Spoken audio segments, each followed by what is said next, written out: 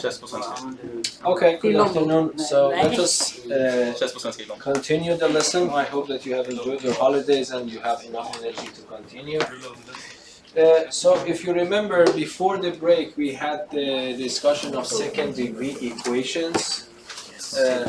Second degree equations are the equations of this form: ax squared plus bx plus c equals to 0, in which a, b, and c are real numbers and a is not equal to 0. Okay? Okay, so that is the quadratic equations. But now we want to talk about quadratic functions a little bit at the level of Math 2C, of course. So it means that I have a function, I can call it f of x. It is equal to ax squared plus bx plus c. Okay, that's a function. And again, I emphasize here that a is not equal to 0, because if a is equal to 0, then I will get a function of first degree, and I already hopefully know a little bit about that function, at least quite enough information. That is a line, for example, if I draw it or whatever. Okay, so we want to talk about some properties of this function, and I think it's good to start with a very, very simple case. If you want to choose the simplest possible scenario, because you are not allowed to choose a to be 0, so after 0 probably the simplest number that you can choose is 1, and then let us choose b and c both equal to 0. Then you get a function f of x, which is x squared. Yes. So this is probably the simplest quadratic function. So it is a function x squared. Okay. So at least you know that the graph of this function is not a line, is not a straight line, because the function, the equation for straight lines are of this form. Yes, y equals to a number k multiplied by x plus a number m. Yes, so it means that a function whose graph is a straight line should be of this form. And then you realize that there is no second power of x there. So this equation by no means can be transformed into that form, so it is not a straight line. Okay? And I told you that drawing the graph of a function in general is not an easy task. Yes. So based on what we can do, if I know that the graph is a straight line, this is an easy task, because I just find 2 points and then join them. That's it. But if I know that the graph is a curve, it doesn't matter how many points I find. I cannot make sure that what I am drawing is exactly the graph of the function. Yes. For example, if I give you 3 points, okay, there are infinitely many curves passing through them. Yeah, this is one of them. This is another of them. So I can draw a lot of them. Yes. So which one is the real graph of the function? So I just want you to understand, drawing the graph of functions, even qualitatively, is not an easy task, and that would be the topic of Math 3C and Math 4, to equip you with some tools, mathematical tools, that you can more or less make sure that which one of these graphs seems reasonable for that particular function. So I just want you to know, in this lesson, I do not have enough tools in my hand mathematically to convince you somehow that the graph of this function would be of this type that I want to draw. Okay, so you need to trust me on that, and then wait a little bit until next year that we can understand this topic in a better way. Okay, so at least if I want to draw the graph of this function, the first thing that we can do is just find some points on the graph. For example, you set up a table of values. So you can say that this is x. By the way, when I write f of x, I can call it y, yes? So this means that f is a machine taking an input x from you, squares it, and gives it back to you. And I call it y, yes? So in principle, you send x to the machine f square it and gives it back to you. And this output is called the y. you put y here. So if you want to understand, let us try to understand it. For example, if I put 0 to this function, 0 to power 2 becomes 0. If I put 1, it becomes 1. If I put 2, it becomes 4. And then if I put, for example, minus 1, again it becomes 1. If I put minus 2, it becomes 4. And I can continue this list. And then I can go to the coordinate system and try to highlight these points, yes? 0 and 0 is this point. So 1 and 1 is this point, for example. So 2 and 4, this is 2. 1, 2, 3, and 4. This is another point. And then I can do this one, minus 1 and 1. And minus 2 and 4, yes? So these points that you see are highlighted. They are definitely the points on the graph of this function. But what I'm trying to do is just to join them very smoothly together. Something like that. Yes. And then I would say that, okay, I will continue this forever if I go to higher values and lower values. Yes. Of course, this is not a very nice logic. Yes. Because first of all, between 0 and 1, so you see I have chosen 1, 2, 3 points. So these black dots, I am certain about these black dots to be on the blue curve. That's for sure. But between 1 and 2, there are infinitely many points that I have missed. And from 1, I suddenly jump to 2. Of course, I could consider 1.1, I could consider 1.0.1, I can consider infinitely many points between these 2 points. And then, in principle, I need to consider all of them, put those numbers into this function, calculate the values, and highlight the corresponding points. Yes? I want you to understand, drawing the graph of the function is not joining the points at all. So don't think that I find points and I join them. The way that I did it is not the real graph. It's an approximate to the real graph. The point is that you need to highlight all the points. It is not under your control. If they connect together, they connect. If not, they are not. So this is the point. You need to understand it in this way. So you need to consider all possible values for x, put them in this machine, and calculate all the outputs, and then go on the screen and highlight those points. Yes? The point is that if you do this, first of all, practically it is impossible, even if you have a supercomputer, because there are infinitely many points, so you cannot do the process infinitely many times. But I want you to understand this is the idea. The idea is that you need to highlight all possible points and then see what happens. The shape that you get is called the graph of the function.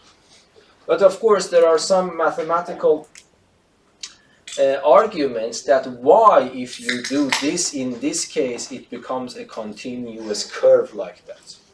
So that continuous curve, by the way, there is a name for this. It's called a parabola. Yes, this graph is called a parabola. Okay, so this name I want you to learn. So that is a straight line, but the graph of quadratic equations are these kind of curves, which we call them parabola. Of course, again, what is the real definition for a parabola? It becomes a little bit more complicated. So, for example, I can define you what a circle is. I can say the circle is the points, so that the distance from those points to a certain point, which we call the center, is the fixed number. Yes? There are some definitions like that, a little bit more involved for a parabola, which is beyond the scope of this lesson. So I skip that. Okay, so the bottom line is this. If you want to draw the graph of functions, if it's a quadratic function, you need to expect a graph like this. Okay? And that graph is called a parabola. In this case, if you believe that this would be the graph, then you can convince yourself again by finding some points and connect them smoothly together. Okay, even though this is the wrong way of doing things. The correct way of doing things is to consider all the points and highlight those points on the coordinate system. Then you need to wait and see what shape will emerge out of that. But this is impossible because there are infinitely many choices. Okay. Okay, I don't want to go very deep into the notion of the graph of functions, but we only consider about the quadratic functions, and this is the simplest one, and I want you to have this in your memory somehow. This is a famous function, but I want you to have this graph in your memory. And if someone asks you what is the name of this function, you would say that these curves in mathematics are called parabolas. Okay, something that interesting happens here is this. Might be it is not very intuitively clear. So, do you think, so first of all, this continues forever. And this width is getting, this length is getting wider and wider, okay? So, it doesn't matter, every point that I consider on the x-axis and go straight up, eventually this will go and cross it, yes? This idea I want you to understand. Don't think that this will go like this. No, this will go in a way that this, if you continue this parabola, it will always intersect any vertical line you draw, no matter how far this one is from the origin. Yes? This I want you to understand, and this is not hard to prove, by the way. Yes? Can you prove it for me now? Why do you think? So you see, let us see what I'm saying. I'm saying that if you draw the graph of this function, if I just draw it very badly, even if you do it in computer, you might think that this graph is just going like this up. And you might think that, okay, at some point you will not have any graph at all, at some regions. I want you to understand that this intuition is not correct. Okay, so what I'm trying to tell you is that if you draw this graph and someone tells you that this is the graph of y equals to x squared, and I tell you that even if you go very, very far away from the origin and draw a vertical line, this graph will definitely intersect this vertical line at some point. But why? Yes? For the y to go up, the x has to go up because the y is just x squared. Okay, so yes, you are right. So for example, if you want to be more precise, so let us consider this number to be a big number. Let me call it m. That's a number. What I want to show, what is the equation of this line? The equation of this line is x equals to m. That's a vertical line. And if I put m here in this equation, y, as you said, becomes m squared. So this means that the point whose x-coordinate is m and its y-coordinate is m squared is on this graph. Yes? This point whose x-coordinate is 1 and its y-coordinate is, its x-coordinate is m, its y-coordinate is m squared is definitely a point on this graph. On the other hand, this point is also on this line. Why? Because its x-coordinate is m. So this point sits on this line on the one hand because its x-coordinate matches m. It lies on this on the other hand because the coordinates of the point satisfies the equation. So this means that this point is both on this line and this. So it means that they intersect, at least at that point. So I just want you to understand, even though you might see that this width is actually increasing not very high with a high rate, but eventually it will be so big that it will intersect any vertical line, no matter how far is it from the origin. Yes, so that is intuitively I want you to understand. So parabolas. So this is not the way. So if you draw a line, if you have something like this, yes, and if you say that, okay, I have a graph like this that continues forever like this, but it will not pass this line, it will not pass that line, even though it seems a parabola, it is not a parabola. Because parabola cannot be confined into a strip. It will always outbound any strip that you draw. Is that understandable? That's the first geometrical property about the parabolas that I wanted to know. Another thing that I wanted to know is that there is a difference, major difference between a parabola and a straight line. Of course, it is a curve here. Straight line is a line. It's not curved. But another thing is that if you have a straight line, except for the horizontal ones, so you have no highest value, no lowest value. Yes? If you have a straight line, of course, in a horizontal case, highest value and the lowest value are a fixed number. But if you have a non-horizontal line, it will increase, the value of y increases unboundedly, and the value for y decreases unboundedly. So it means that this there is no minimum, there is no maximum for the height of the points on the line. Yes? But in this parabola, you see, if I ask you, is there any highest point on the blue graph? You would say no, because these arrows are showing that this will continue forever. Of course, there is no highest value, yes? But there is a lowest value. And here in this case, what is the lowest value is 0. So there is a minimum for this parabola, yes? Okay. So, and that minimum, this point is called a minimum point, the minimum point, or the minimum point. Sometimes in this lesson we also call it a turning point. And that's also good here, but this is the main word is the minimum point. The turning point is that, of course, the graph goes down here, suddenly turns up here. So that's a turning point, yes? Okay, but let us consider immediately another second degree equation. So f of x equals to minus x squared. Let me change the name of the function from f to g. Consider that one f. Let us consider minus x squared this time, yes? Well, what defines a minimum point? But like what makes that the minimum point? Okay, the minimum point in this case means that the height of that point, the y value of that point is lower than all the y values of other points. Yes, that's a good question. Might be I was sloppy. So when we say that this is the minimum point of this, it means that this is the lowest possible point on the curve. Okay?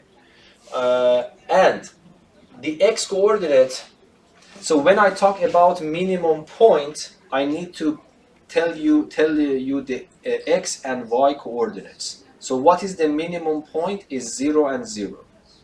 Where it occurs at 0, what is the minimum against 0? So when I say the value of the minimum, I'm referring to the y value. Where it occurs, I'm referring to the x value. And if I just talk about the minimum point, I mean an x and y coordinate together. Is that clear?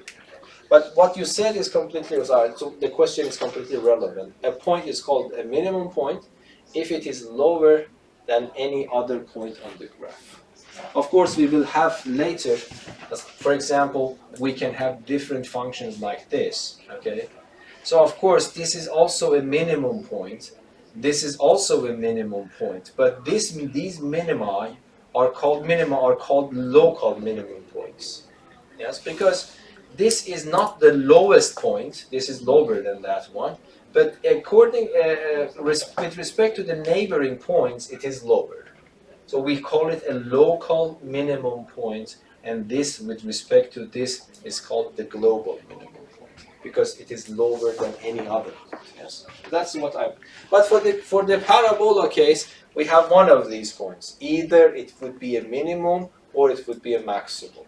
So let us not distract ourselves with these concepts. Okay, but now that you understand, before going to the next function, can you understand it from algebraic point of view that this function should contain a minimum? First of all, let me tell you this function. Y, the very, very simple function y equals to x. Do you think there is a maximum for this function? Do you think there is a minimum for this function or not? There is no minimum, no maximum. Why? First of all, if you want to understand it geometrically, this is a line. Yes, it's an inclined line, so it goes forever in both directions. So there is no highest point, there is no lowest point. Okay, from algebraic point of view, how do you understand that there is no minimum, there is no maximum for this function algebraically? Yes? Well, x and y can be any number. Yes, so it means that if you start increasing x, the value of y will follow. If you increase x, y also follows, yes? If you decrease x, y also follows, yes? But from geometrical point of view, if you trust me that I have drawn this more or less correct, geometrically you see that this is the minimum point. How do you see it algebraically?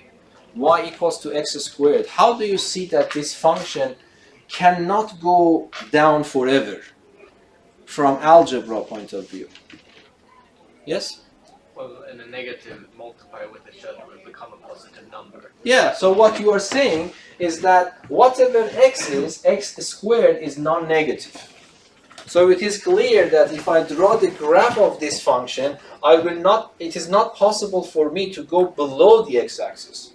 Because if I am going to below the x-axis, y should be a negative value, but this cannot happen because y is always non-negative. So this is why, from algebraic point of view, we should expect that we cannot understand the behavior of the function, but we understand something. The graph of this function cannot go lower than the x-axis, because if it does, then it becomes negative value for y, which is not acceptable. Okay, so now algebraically, what do you guess about this function? Minus x squared. Do you think it has a maximum, it has a minimum, or neither? Or both in some case, I don't know. A function minus x squared. Yes? Its minimum is 0. No. No? Do you think, okay, that point is not yes? Its maximum is 0. Its maximum is 0. It cannot be minimum, yes? Why is that? Because the function that you are dealing with right now, y equals to minus x squared, what type of number is the output? X can be any number, positive or negative. When I square it, it becomes non-negative. When I multiply it, it becomes non-positive, yes? So it becomes less than or equal to 0. Is that clear for everyone? So I don't need to know the value of x. Whatever x is, x squared multiplied by a negative sign becomes a number less than or equal to 0. So this means the y value is less than or equal to 0 always. So if I go to the coordinate system, the y value should be less than or equal to 0. So it means that you will not see any graph of the function on the upper half plane, yes? All the graph of the function will lie below, yes? And when you say y is less than or equal to 0, what does it mean? It means the maximum of y is equal to 0. Yes, because it is smaller than or at most equal to 0. So it means the maximum value of y is 0. And it is correct. So if you draw the graph of this function, so what I do, I draw x, I put y. For example, I put 0 again in this function, I get 0. I put 1, 1 squared is 1, minus 1 becomes minus 1. For example, 2 squared multiplied by a negative sign becomes minus 4. And then you can do here, minus 1, it becomes minus 1 again. And then if you put minus 2, it becomes minus 4 again. Why? If I put minus 2 here, minus 2 to power 2 is positive 4, but then I have an extra minus sign, it becomes negative 4. And if I start drawing the graph, so you see that would be the points. This is 1, and this is minus 1, and this is 2, this is minus 4, for example. Okay, so these points, if I connect them, it becomes this graph. So that is the graph of this function. And this point, you can call it a turning point. Yes? but this point you can see it's a maximum point because it is higher than any other point on the graph. So that's the maximum. And maximum point and minimum points, sometimes called extreme points. So this word I also want you to know. So when we talk about extreme points, I mean either a maximum point or a minimum, depending on the behavior of the function.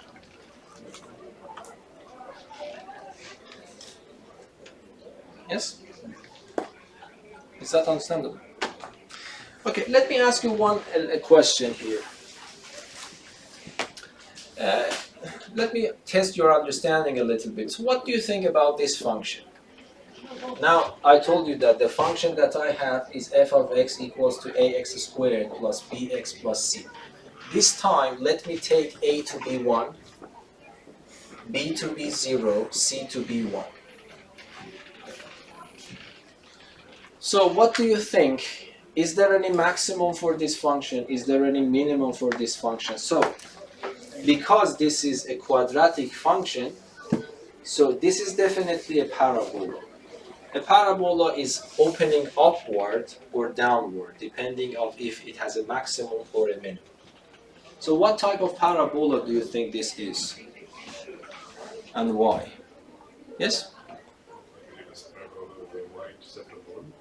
Parabola what? With a y-intercept of 1. May you speak louder? With a y-intercept of 1. Okay, opening up or opening down? Opening up. Is there any minimum for this or a maximum? There is a minimum. There is a minimum. Yes. Why is that? Because do you agree that when I write, so you see x squared itself is non-negative. So then x squared plus 1 is greater than or equal to 1. But this is the y value. So this tells you that the y value of this function is always greater than or equal to 1. So then minimum of y is what? Is 1. Okay, but when it occurs, minimum, the y value becomes 1 if x is equal to what value? For which value of x it becomes exactly equal to 1? 0. For x equals to 0. Yes? So the minimum point is what? Is a point whose x coordinate is 0 and the y coordinate is 1. So if I ask you what is the minimum point of this function, you need to tell me this. If I ask you where it occurs, you tell me x equals to 0. And if I ask you what is the minimum value or what is the minimum, you need to tell me 1. This is the terminology I want you to learn. And if you want to draw the graph of this one, you can understand the graph of this one using the graph of this standard one. Yes, this is the graph of y equals to x squared. So whatever happening here, you are increasing x by 1 unit, yes? So you are increasing y by 1 unit. So whatever you have here, you are shifting the y value 1 unit, yes? So it means that if the y value is 0, the new y value here is 1. I don't know, if the y value here is 1, the new y value here is 2. So this is exactly the same copy of this function, but shifted 1 unit upward, yes? That would be the function y equals to x squared plus 1.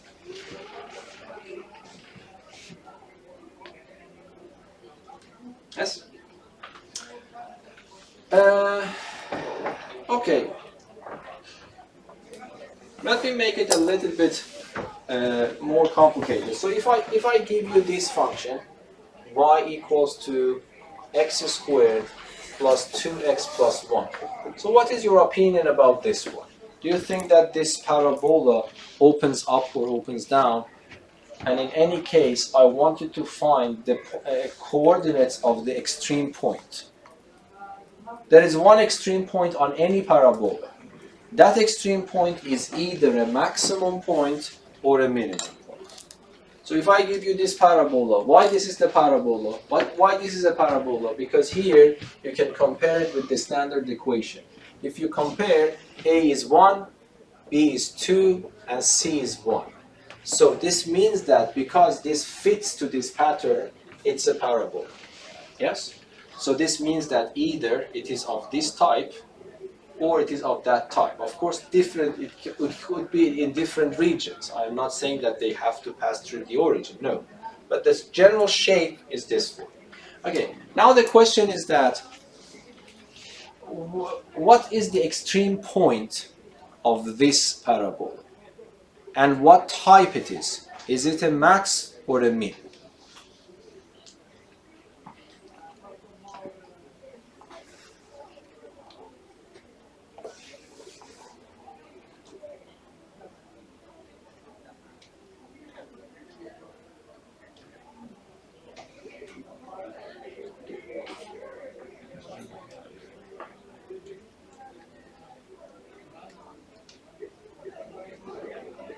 This pattern should be familiar to your eyes, yes? What this pattern is? This is a squaring pattern, yes? So what you write, you can write it in this way, it is easier to understand it. So everyone agrees that this can be rewritten in this form, yes? But now can you answer what type of parabola is this? Is it opening up or is it opening down? Up. So how? So when you say it opens up, it means that you are claiming it has a minimum. Yes? Because when you say it opens up, it means that you have a minimum. And when you say it opens down, it means that you are claiming that it has a maximum point. Now, can you prove your claim and show that this has a minimum? Well, since it's x plus 1 is squared, it's always going to be positive. Exactly, that's the same story. So that's not harder. Everyone agrees that this is non-negative. Do you agree? Yes? But now let me ask you the question. 3 types of questions I can ask. I can ask, what is the minimum value? What is the minimum? It's clear, because when you say y is greater than or equal to 0, it means the minimum possible value of y is what? 0. This is the minimum value. Yes? And then, can you tell me where does this occur? I mean, for which value of x do I reach to this minimum value? I am asking you what I should choose for x to make y as low as possible. So it is very easy I want you to learn how to answer this question, yes? Minus 1. It's minus 1, yes? Because you know that the minimum value of y is 0. You want to choose x so that y becomes 0. For which value of x y becomes 0? For x equals to minus 1. And if I ask you what is the extreme point or minimum point or the turning point, you need to write minus 1 and 0. Yes? So that is the minimum point or turning point or the extreme point of this one.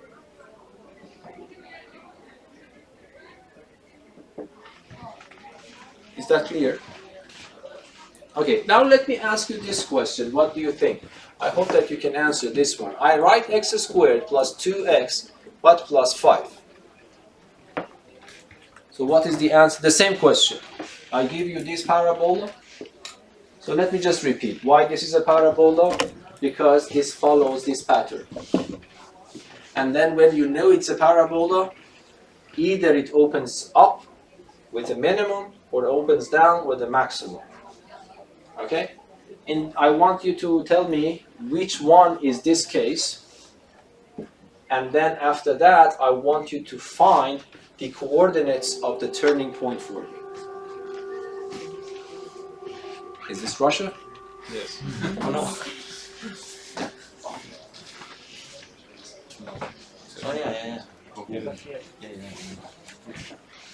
He's really schooling a lot. You always need to. Okay, so what do you think about this? Anyone else? Yes.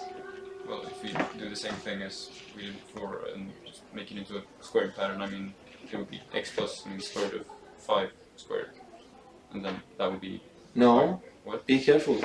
So can you repeat it again?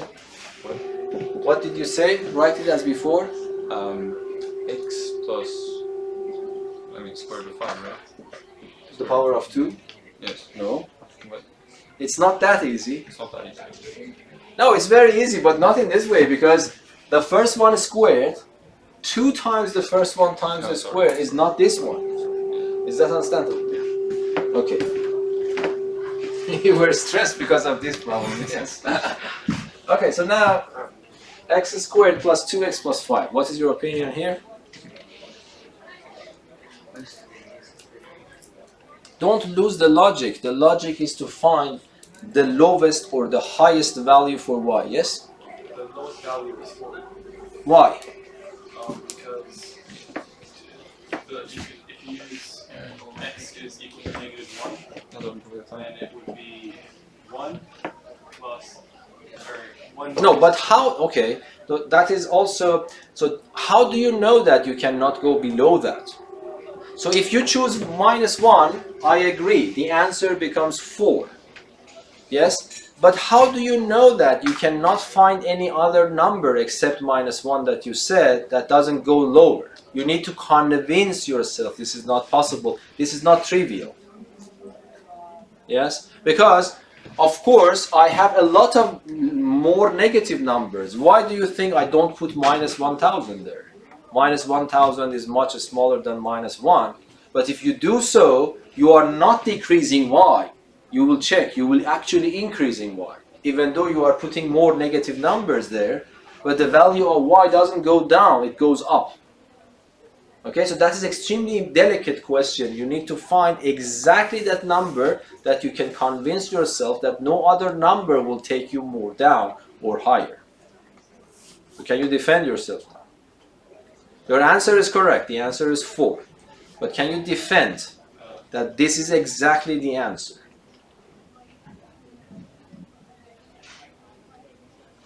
Yes?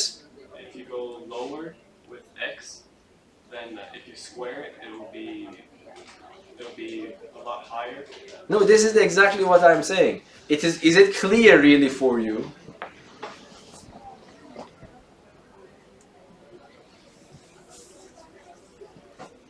I mean, that is not very clear. Of course, these numbers are so nice here, -1 and 4, that probably you can guess. But assume that you have a very complicated numbers here. Could you really guess what is the exact value which gives you the lowest value? No, I don't want, how did you conclude -1? How did you come with an answer -1 and 4? That's what my question.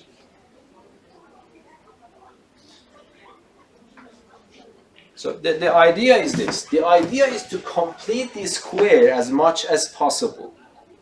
And I think that was probably your idea. So x squared plus 2x plus 5 is not the complete square pattern, but I can extract 1 out of 5, yes?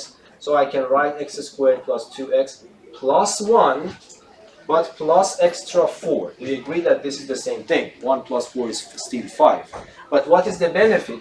The benefit is that the first 3 terms can be collected into a squaring pattern, but then I have an extra 4. Yes?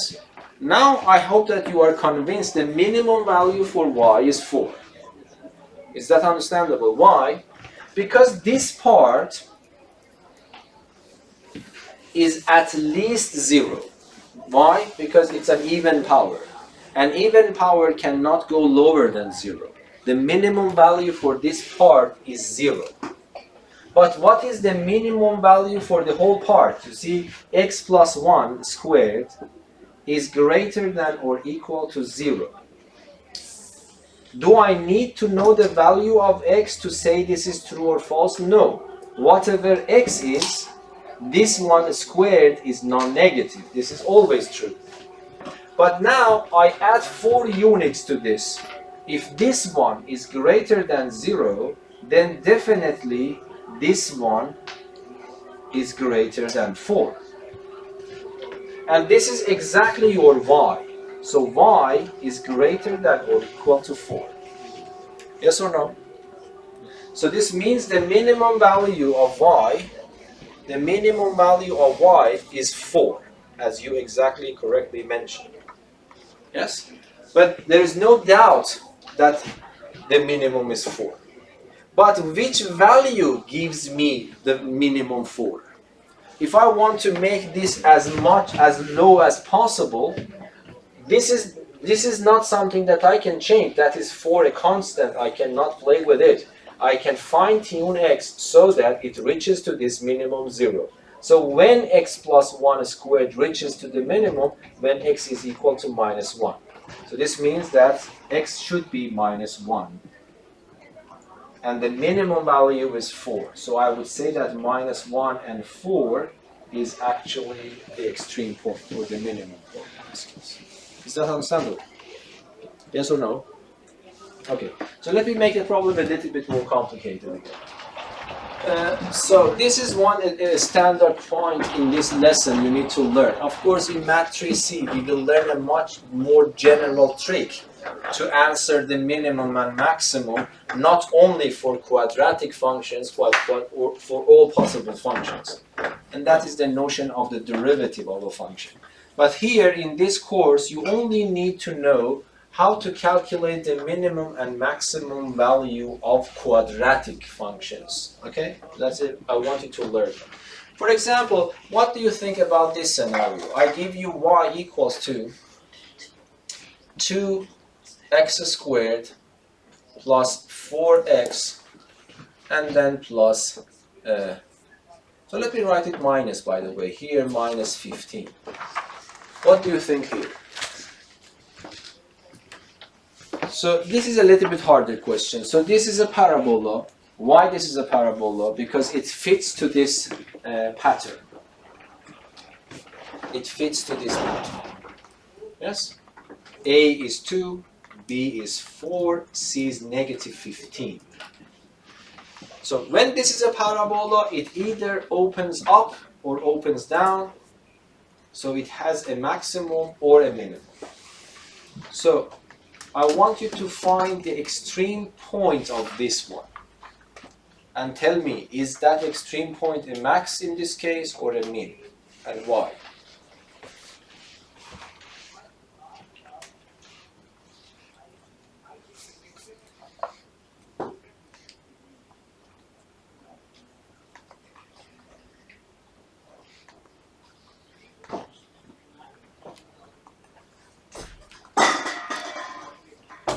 It might be a little bit more complicated here, but the idea is again completing the square as much as you can.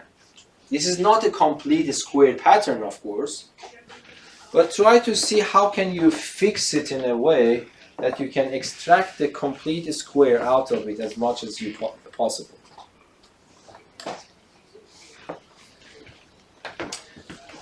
Let me give you a little bit of time to think yourself first. Yes? Well, talk about the ideas. I don't need the details. Yes? Well, the first thing I did, I have this kind of switch, but what I wanted to do was obviously get back to the same thing. So when I see that 2x plus 2 plus 4x, I mean, it's similar, but yeah. So what I did was I added plus 2 and then minus 17, so I can then plus 2 minus 17. So instead very good, very good. Yeah, very good. And then I pulled 2 out. Yeah, exactly. So very good. So you see, he is thinking in the right way because he understands the idea is clear. Then, by the way, you need to be creative yourself if you like mathematics. Yes, it is not hard to take this step. So he wanted to actually have that pattern. Of course, might be this is not the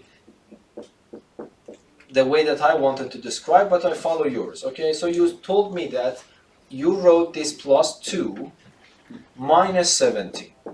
Yes? Because 2 minus 17 is exactly minus 15, so I'm not changing anything. But you might say, why on earth I should do this? Because then you realize that between these three, you can factor a 2 out. So what is left is x squared plus 2x plus 1, and then minus 17. Yes? And then immediately you realize this is the squaring pattern, so it becomes x plus 1 squared and then minus 17. So there is no difference between what I have written in here and what I have here. But it was not easy to see the minimum in this form.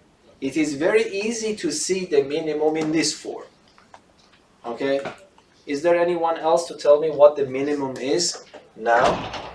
Because even if you tell me this, because I will be happy because you at least understand what is the meaning of minimum and maximum in this case. So, what is the minimum of this function and where it occurs? By the way, is there any minimum or a maximum for this function? You need to also defend that one as well. Yes? Minimum or maximum first? Minimum. Minimum, yes. And What is the value of the minimum? What is the minimum of y?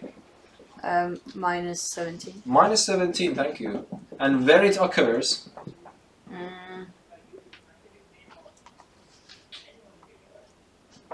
I mean, for which value of x the y value becomes minus 17 that you claim to be its minimum? For which value? Minus 1. Minus 1, yes. Why you are doubting? Because if you put minus 1, this becomes 0, times 2 is 0, and then you get minus 17. So x is equal to minus 1. So if I ask you what is the minimum point, what is the minimum point? The minimum point is a point whose x-coordinate is minus 1, and its minimum value is minus 17. By the way, it was not trivial at all. Could you guess the minimum of this function is minus 17? It was not that easy. And if I ask you, could you guess for which value? Could you guess, by the way, that the minimum value occurs again at minus 1? If you don't do this, no. This is not that easy for me to immediately see that. Minus 1. If I put minus 1 here, you calculate. It becomes 2, minus 4, minus 15. If you calculate, it becomes minus 17. But how can I convince myself it is not possible to get a value lower than minus 17? But when you write it in this form, hopefully it is clear for you. Why? Because you tell to yourself that this is always true. Do you need to know the value of x? No. X plus 1 squared is always greater than or equal to 2. Greater than 0. But then you multiply it by 2. This is also true. Then you add minus 17 to both sides. And what is this one? This is your y value. So you realize your y value is greater than negative 17.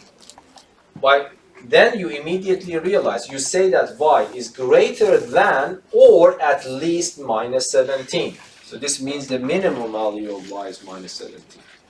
Yeah, is that understandable? Yes or no? Yes. Okay, let me make the numbers a little bit ugly to see if you can cope with that, yes? Not ugly in the sense that they are big, but not, so let me write it here for you. So y equals to, let me write 2x squared and then plus 3x plus 7. Okay, so you see, I am asking you, what is the minimum possible value of y that you can achieve? And for which value of x you're getting that value? Do it for this case.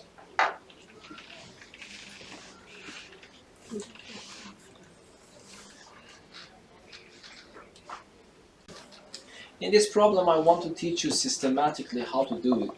This way Oscar did it, so I wanted to follow. This was not the way that I wanted to do it, okay? So if I want to do something similar for this one, this is the systematic way that I prefer to do it, okay? That's up to you. I'm not saying this is the only way, but the method that I present here, you can always use it, okay? But of course, if you can find a shortcut, that's better. For example, I consider this way that Oscar did is a shortcut to this problem. But if this coefficient is not 1, I always divide everything by that coefficient to get rid of that, because making complete square pattern with having this x squared is easier. So what I do, I divide by 2 everything. So this becomes y over 2. This becomes x squared. This becomes 3 over 2x, and that becomes 7 over 2. Yes? This is the first step that I do. I am not saying do it like this. If you can find a way out of it, just do it in your own way. But if you are stuck, this is the method that always works. Yes? So how we do that? First of all, I get rid of this factor by dividing everything by 2. By dividing everything by this coefficient, in this case it is 2. And then concentrate on these 2 parts. And then find a number that you need to add to make it complete square. Okay, so how? Do you remember, you go to scratch paper, this number in your head, you divide it by 2, it becomes 3/4, and then square it.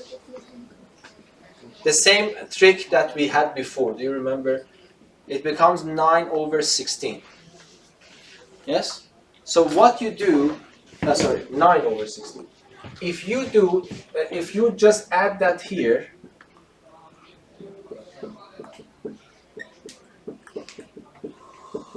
okay? But I cannot just add 9 over 16 unless I subtract to compensate for that addition. And then you have an extra 7 over 2. It is longer, but of course it is always possible to do it.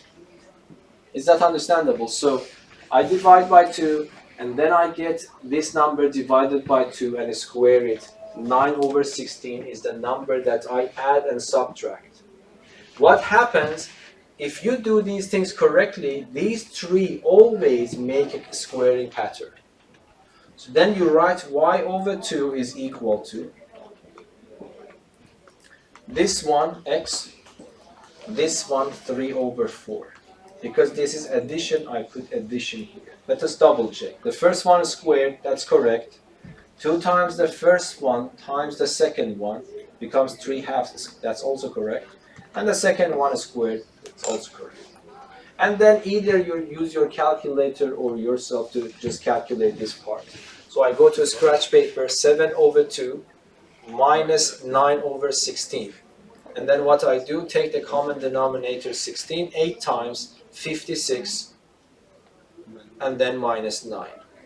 It's 47 over 16. Yes? So it is 47 plus 16.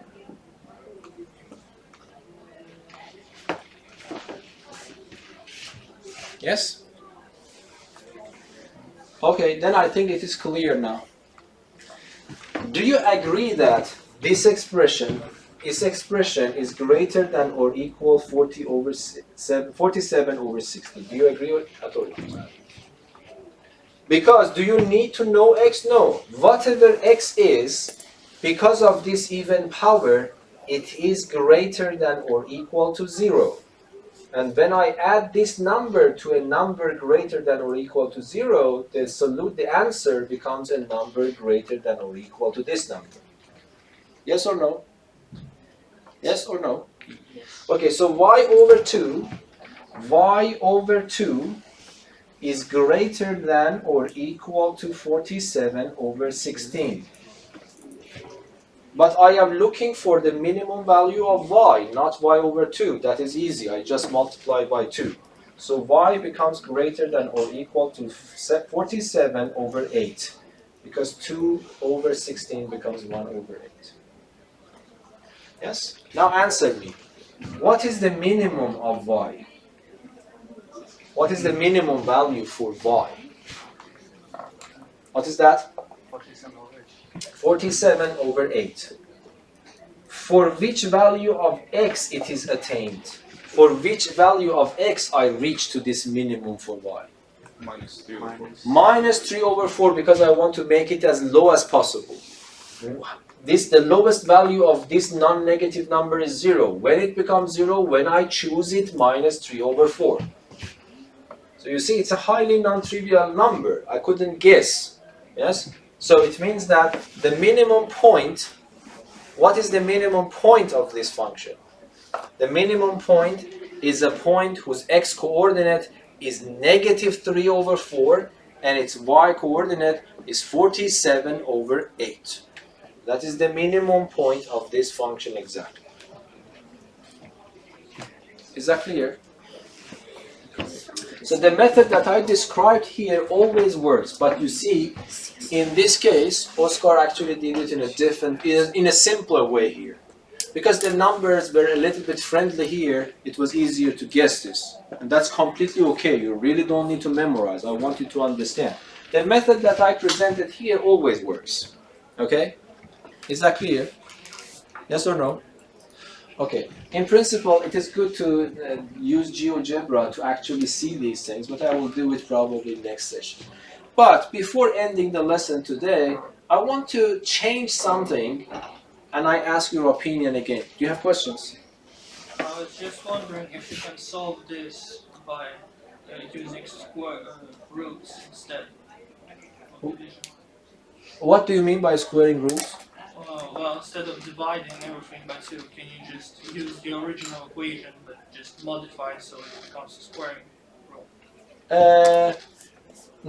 I would say no. I mean, so can you explain how yourself? Do you have any idea? Well, I was thinking since it is 2x to the 2, you could use square root of 2x plus. No, the point is that you will destroy the middle one. That's exactly the reason it's become hard. Yes, you can do that. I understand what you mean. You mean that I interpret the first one to be like this. Yes? And then your point is somehow to write this plus something to power 2. But then the 2 times the first one times the second one gives you 2 square root of 2x. Yes? Times what you write here. But then this should go back to 3x then. I mean, that is exactly the reason that I am just doing this trick.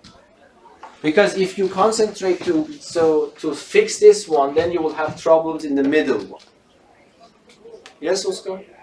I was just in this problem. I think, well, I don't. Maybe it's. I mean, this is when it gets more complicated. Maybe, but I think like the same method that I use on the first one. I think it works similarly here because if you know 3/4 squared is the third one, and you just convert 7/2 to 56/16. Yeah, exactly. And you No, use I the- understand what you mean. The method that you are describing is more or less the same thing. Yeah. But when I want to teach, I need to teach something. Yeah. If you are smart enough to find the method yourself, don't know the teacher, and it's better because you save my breath, yes? But if you don't, I have to find a way to teach the people who are following instructions rather than using the brain. Yes, that's what I'm saying. If you can use the brain, that is the point. Use your brain, okay?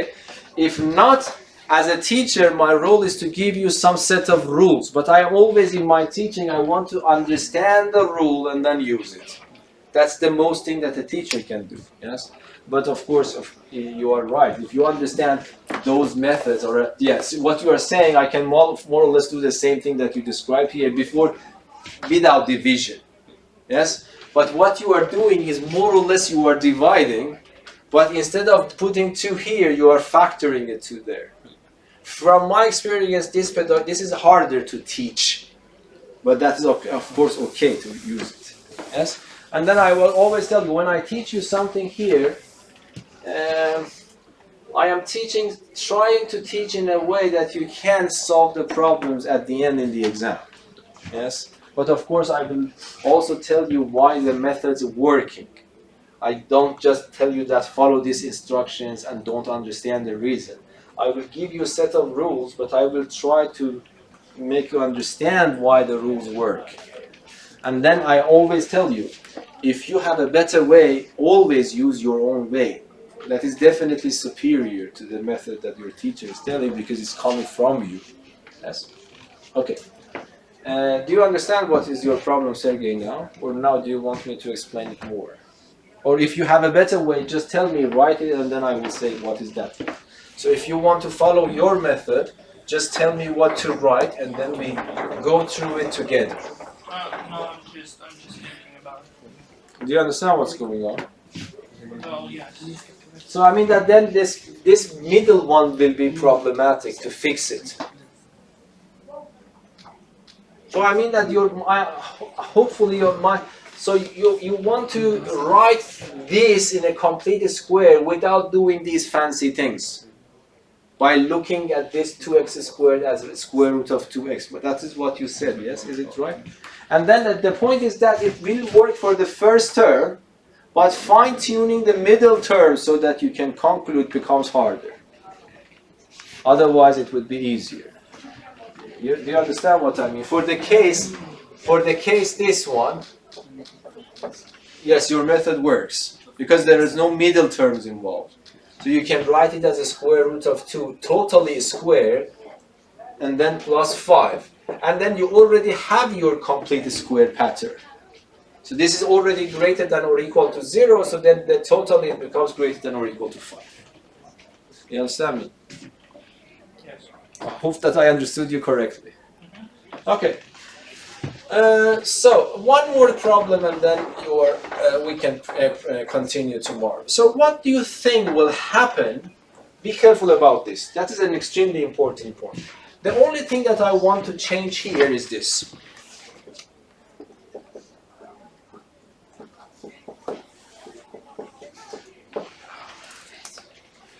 So I haven't done anything except I changed the first one from positive to negative. Okay, so let us see how it goes.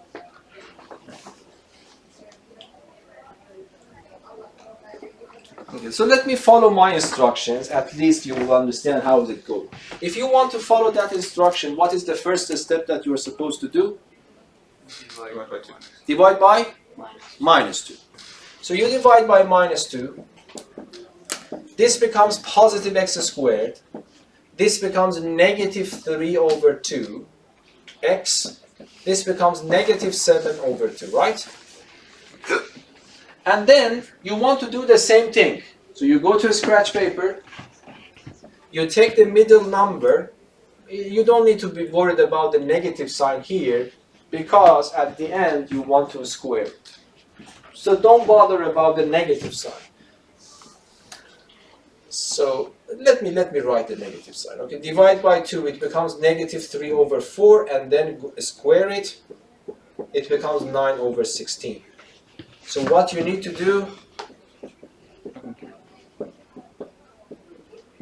you add 9 over 16, but to compensate for this extra addition, you subtract the same amount, but you also have minus 7 over 2.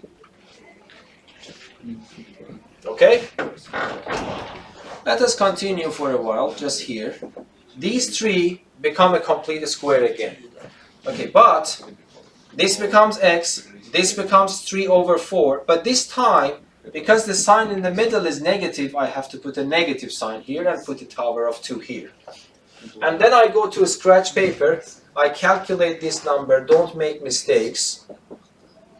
Both of them are negative, so the common denominator is 16, nothing is minus 9, 8 times minus 56. So it becomes negative 65 over 6. Over 16, sorry.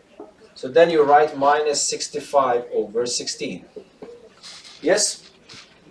And now, so we don't need this scratch paper. If you don't mind, let me clean it. Or I can clean here.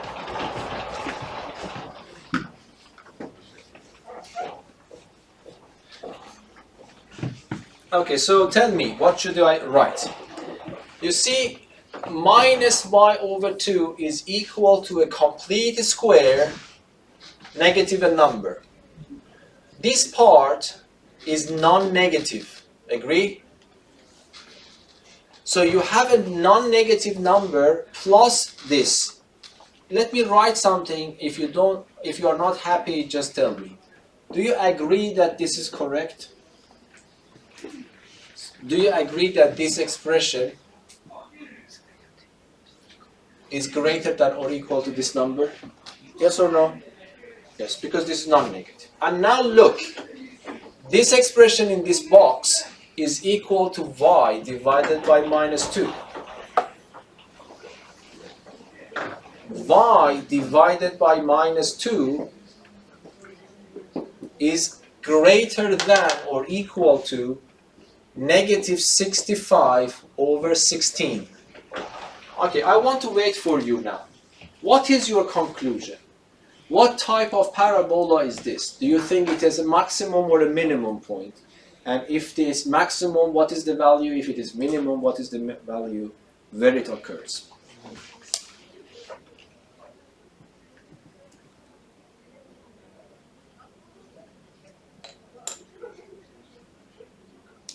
Max or mean? Max. Why? Well, if you multiply both sides by minus 2, Mhm. then you have to switch the sign. Exactly. Do you remember from Math 1C? This is an inequality. Here, because this number turns out to be negative, if I want to make y alone, I have to multiply by negative 2. But when I multiply the inequality by negative sign, I have to flip the sign. So when I multiply by minus 2, it becomes y alone. That's good. If I multiply this by minus 2, minus minus becomes positive 65 over 16 times 2 becomes 8, simplified. But then I have to switch the sign. That is crucial.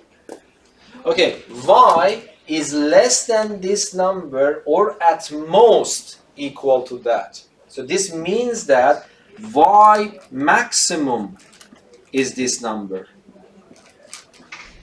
Yes? So the maximum of this function is this number. Where do you think it occurs? Can you tell me? For which value of x it occurs that y becomes this number? Look back. 3 over 4. 3 over 4. Because to make this equality, I have to make this equality. And this happens if x is 3 over 4. So be careful. This is the first time here that we have the maximum point. So maximum point is the point whose x-coordinate is 3 over 4 and its y-coordinate is 65 over 8. So that's the maximum point of that. Yes or no? Okay. Now can you find a rule of thumb? Just by looking at the function, a parabola, you can immediately tell that is it opening up or is it opening down, without doing one single calculation. That's a rule of thumb, we have to prove it, but I think you have some idea what is going on. If not, we will discover it later, of course, yes? If the coefficient of x to power 2 is negative, then we have a max value. Exactly. And that's the rule of thumb, okay? And I want you to memorize that. So if you have, we will see that if I have a parabola of this type, then if this coefficient is positive, I have minimum.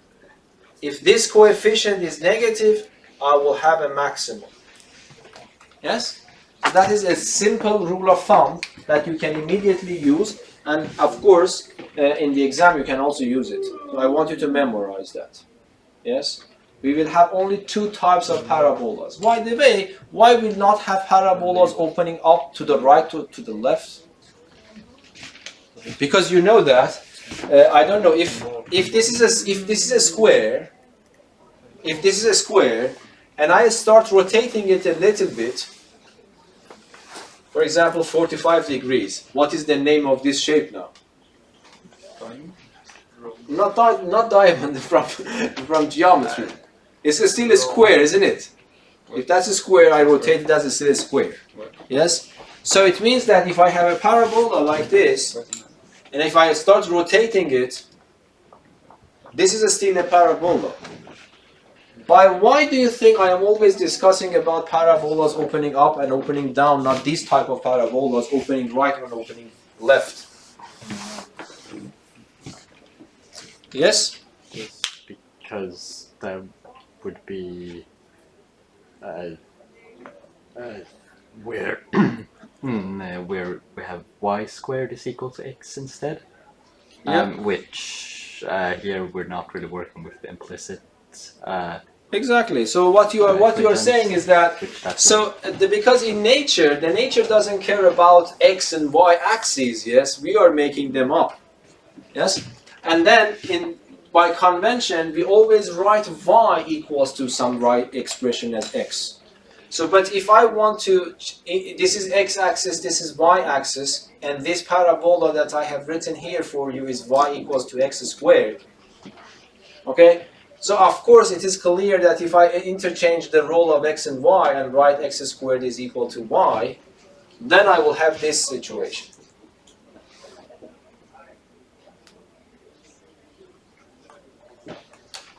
The graph of this is this one, but this is not a function. Yes? This is a relation. A function, in a function, the graph cannot intersect vertical lines in more than one point. So that is not a function. Do you remember what a function is? A function is that whenever you give an input to the function, you need to get a specified output. You cannot get more than one values. Yes? But it will pass through all horizontal lines. Pardon? It will still pass through every horizontal line, right? Yes. So it's a function. No. In that case, you should say that x is a function of y. Oh, okay. Yes, if you say x is a function of y, yes, I agree with you. But in convention, whenever we don't say anything by default, we always think that y should be a function of x, not the other way around, and that's by convention. So, by the way, so that the only reason that I brought this up is because you should know that we also can have a parabola opening up and opening down, but we can also have a parabola like this. I don't know, we can also have a parabola like this. I don't know, like that, or like this, or like that. It doesn't mean they are forbidden. Yes? But if you write y equals to ax squared plus bx plus c, there are only two possibilities. Either you get a parabola opening up or a parabola opening down. None of these will happen. Okay, if you don't have any questions, I stop here and we continue tomorrow. No questions? No? Thank you.